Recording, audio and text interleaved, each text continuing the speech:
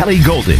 You know that I teach constitutional law. I teach these about the Article 1, Section 8 enumerated powers, but you know what? I'm not sure what planet that they're living on, because how's that working for us right now? Well, yeah, because you teach this, let me just stop here for a second, because I want to make sure and record with you here. So because explain what enumerated powers is, because he basically says there that Congress is authorized to spend money only on things specifically enumerated.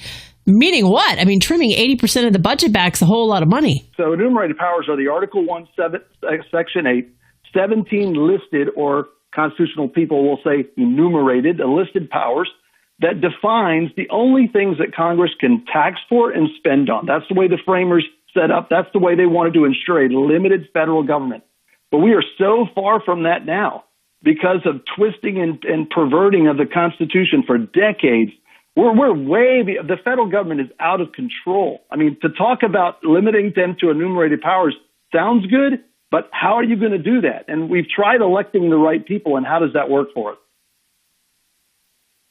Got it. All right. So then the next one would be, okay. So let me see here. This one's 2 minutes long.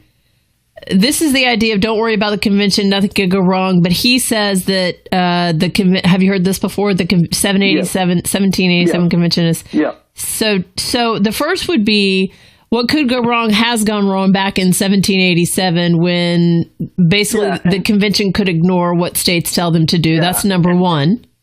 Yep. And can I go ahead and address that? Yeah, sure. Yeah. So, and again, not to disparage Mr. Brown, but I have to be honest with you. The John Birch Society, either one of two things: either they lie, or they're ignorant. And I don't mean ignorant to be mean. I'm just saying they're unknowing, and they bill themselves as the constitutional scholars. Mm-hmm. So it can't be the first one. And the Convention of 1787, that's the one that produced our Constitution, was charged to, and I'm going to quote to you what their charge was. You can look this up. Anybody can look this up. Don't take my word for it. Their charge was to render the Articles of Confederation adequate to the exigencies of the Union. You go, wow, what's the big words? That's a term we don't use anymore. It means emergency in the Union. Under the Articles of Confederation, the Union was coming apart. So they met in Philadelphia to do basically that charge, render them adequate to the emergency in the Union, is do whatever it takes. So they amended the Articles and they created the Constitution. The John Birch Society says this over and over and over, that there was a runaway convention at Philadelphia, ergo, or henceforth, a convention of states, which is even more limited than that convention, would run away. And so, on one hand, they trash the framers, because if the framers did what they say they did, then how can we uphold them? The framers did what they were charged to do. They amended the Articles, and they made a lot of changes, but they were well within their scope, their charge. Remember, their charge was render them adequate to the exigencies of the Union. So I don't want to bore you with a lot of historical details, but when they say that, they're either ignorant of what I just told you, which is anybody can look up. It's in several sources. You can see it in Madison's notes that he took of the convention. We can see it in the charge that was given to them. Or they're intentionally trying to deceive. And I got to come to the conclusion that they're intentionally trying to deceive the masses of people and to scare them off. And they're fear-mongering what the framers gave us a solution for the out-of-control federal government. We have our three branches are so far out of control that we're on pins and needles every time a Supreme Court decision comes down. That was never intended to be that way. So the Convention of States project is much bigger than a balanced budget amendment. They keep harping on that, and I think they're not paying attention to what we're doing. There is another Article 5 effort limited just to a BDA. Our convention is limited to three areas: imposing fiscal restraints, limiting the power and jurisdiction of the federal government, and imposing term limits. We think a balanced budget amendment is important, but it has to be coupled with other spending restraints, or the Congress will turn around and just tax us to death and say they got to do that to balance the budget. Yeah, I feel like we're close to that last statement. I feel like I'm there. Yes. This tax season. Oh. Yeah. So well, hold on. Let's just back up here for a second, because what I heard him say was the back to the 17 was that it was supposed to be that 9 of 13, what was it, 3/4? They threw out the existing call for the special convention and made their own rules, basically, so that they could push through and change basically the constitutional ratification process. Okay, so that's not. If they did that, they'd have all been charlatans, right? None of us would want to uphold the framers if they did such a thing, but they actually didn't do that. So their charge was to do whatever it took to make them adequate to the emergency. Mm-hmm. And then there was a provision in the articles that said it took all 13 states to make any changes. Well, when the changes left Philadelphia in 1787, and again, to answer your question, I got to bore you with some details. When the draft Constitution left Philadelphia in September 17, 1787, it went to all 13 states. And the instructions were that it had to be ratified by 9 conventions in those states. But under the articles, it had to go to all 13 state legislatures, and that's what it did. And those 13 state legislatures then turned around and sent them into conventions, where it only took 9 to do it. So the requirement to go to 13 legislatures was met when it went to the 13 state legislatures. Any one of them could have refused to send it in the convention. And indeed, Rhode Island did do that for at least a year and a half.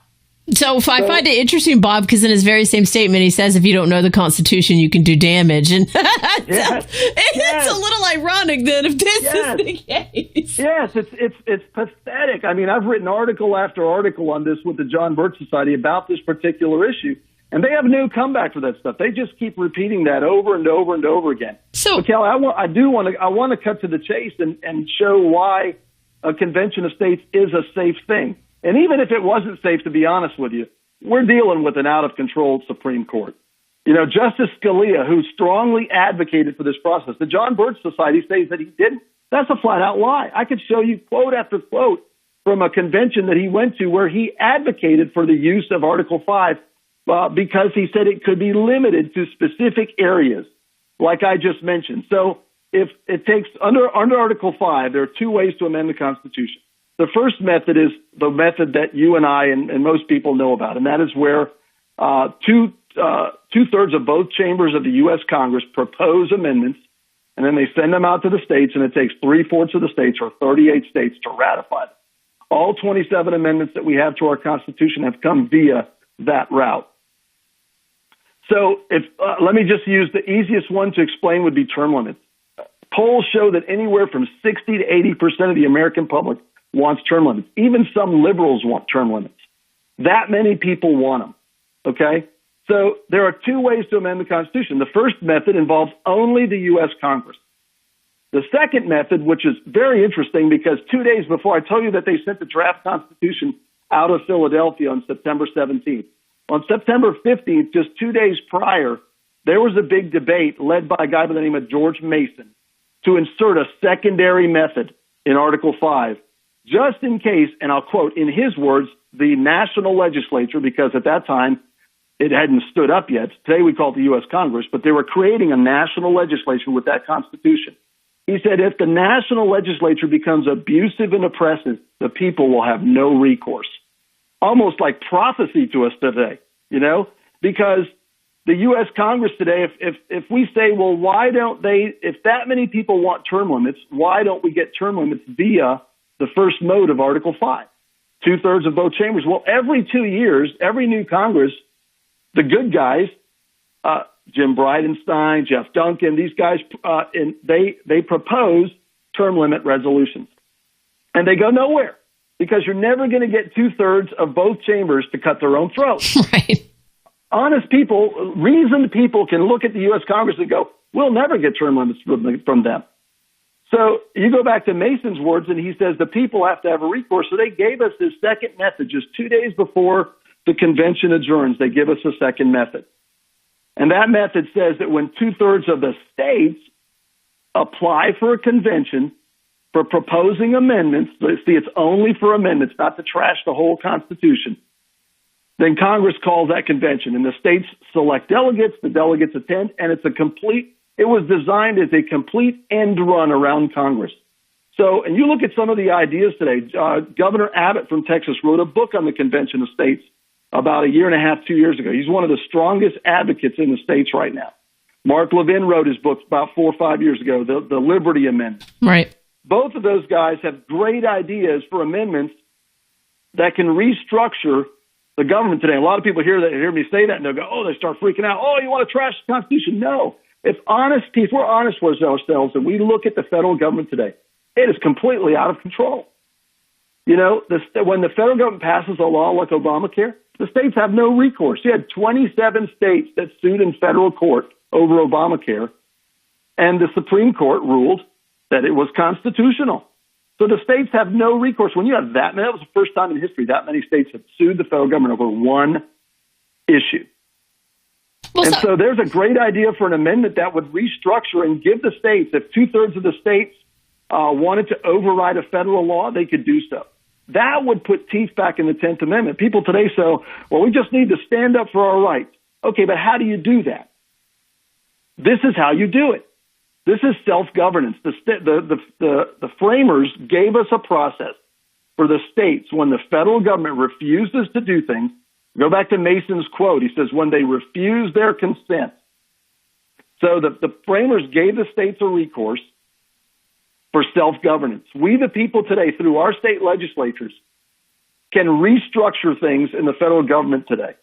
I mean, now it's not easy. The framers didn't make it easy. It takes 2/3 of the states, and we're fighting groups, to be honest with you, like the John Birch Society, that fearmonger state legislators. Well, tell me why JBS is doing that, because they covet themselves as a limited government conservative group, and then I don't understand that. Then why are they saying that you can do damage and that the amendments that you're proposing actually expand federal power and weaken state power? Specifically, that was said. They keep harping on. If they harp on the balanced budget amendment, if you have a balanced budget amendment with no fiscal restraints, no limits to spending, I agree with them. That would increase federal power.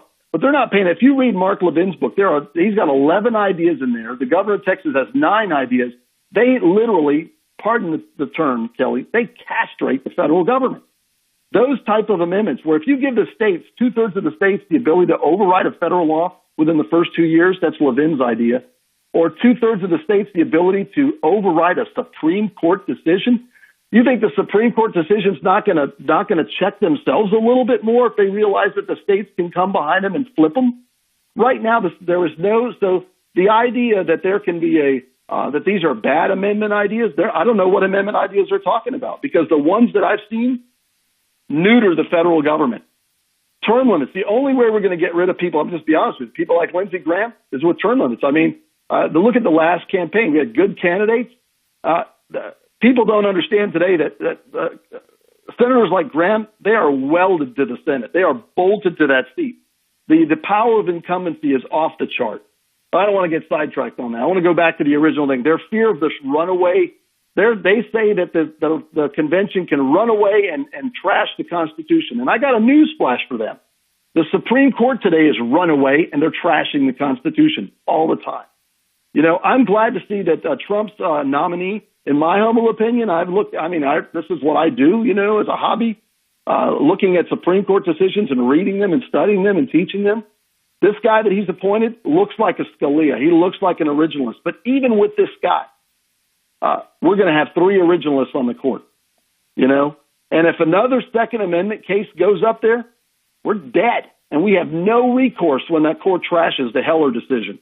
You know, so they say they want to protect the Second Amendment. They're not protecting the Second Amendment. They're protecting the status quo. By fighting against the states having an opportunity to restructure power in D.C. and put teeth back in the 10th Amendment, they're standing with the status quo. And I can't answer the question as to why would they do that. I don't know.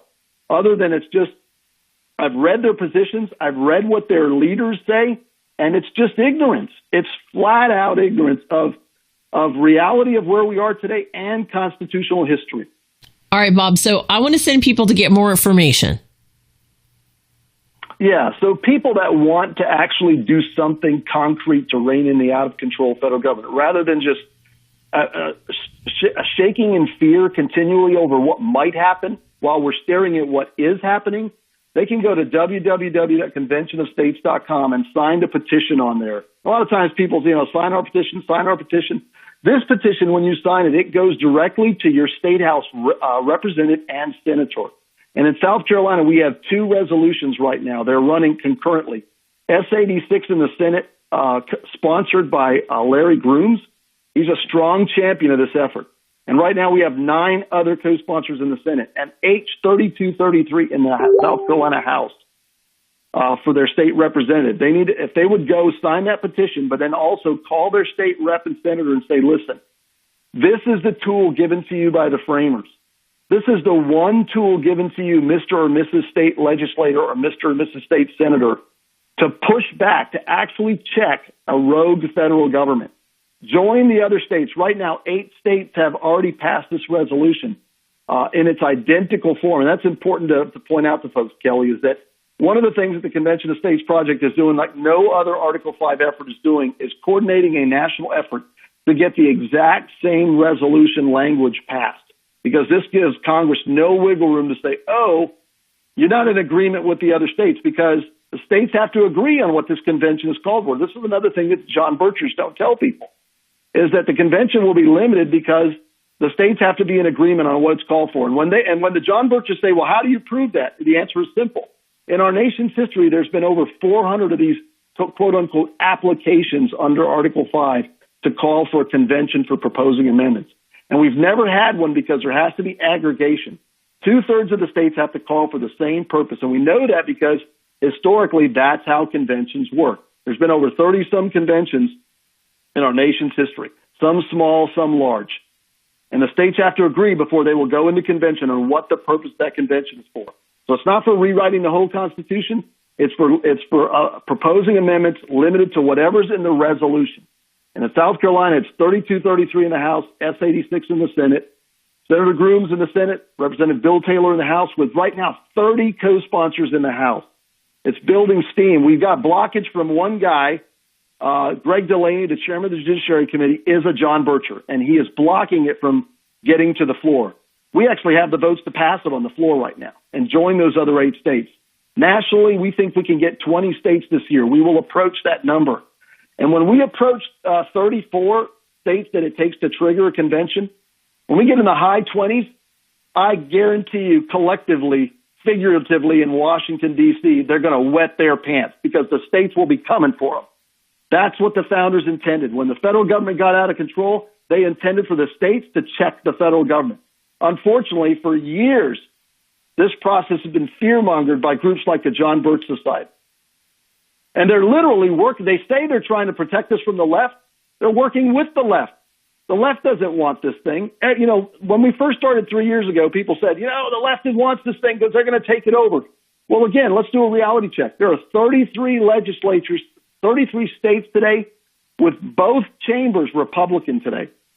Now, I'm not naive enough to think that all those Republican chambers are as conservative as Bob Menges or Kelly Golden. Right. Okay? But that does tell us there's no way this runaway convention can take place. Matter of fact, Kelly, 33 states, both chambers and governors. Out of 99 chambers nationwide, Nebraska's unicameral, so we don't have 100 chambers, we have 99.